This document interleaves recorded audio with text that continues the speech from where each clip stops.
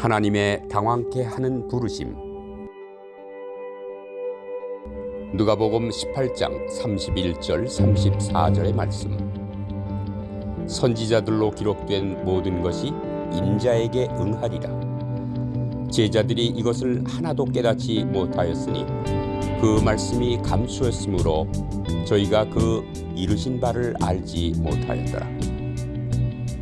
하나님께서는 예수 그리스도를 부르셔서 더할 나위 없는 고난을 받게 하셨습니다. 예수 그리스도는 제자들을 부르셔서 자신의 죽음을 보게 하셨습니다. 주님은 우리 각자를 심령이 상하는 것으로 인도하십니다. 예수 그리스도의 생애는 하나님의 관점이 아닌 인간의 관점에서 볼 때 완전한 실패입니다.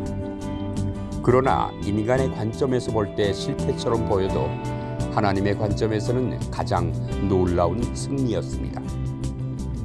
이는 하나님의 목적은 결코 인간의 목적과 같지 않기 때문입니다.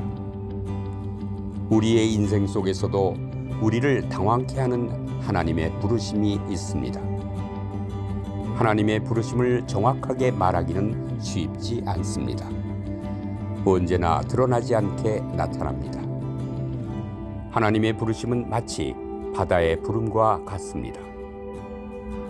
아무도 바다의 부름을 듣지 못하지만 자신 안에 바다의 성품을 가진 자는 들을 수 있는 것처럼 하나님의 부르심이 무엇인지 정확하게 말할 수 없지만 하나님의 성품을 가진 자는 주의 부르심을 들을 수 있습니다.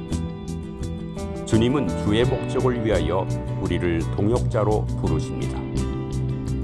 동역자가 되기 위한 자격은 하나님께서 알아서 그분의 뜻을 이루신다는 확신입니다.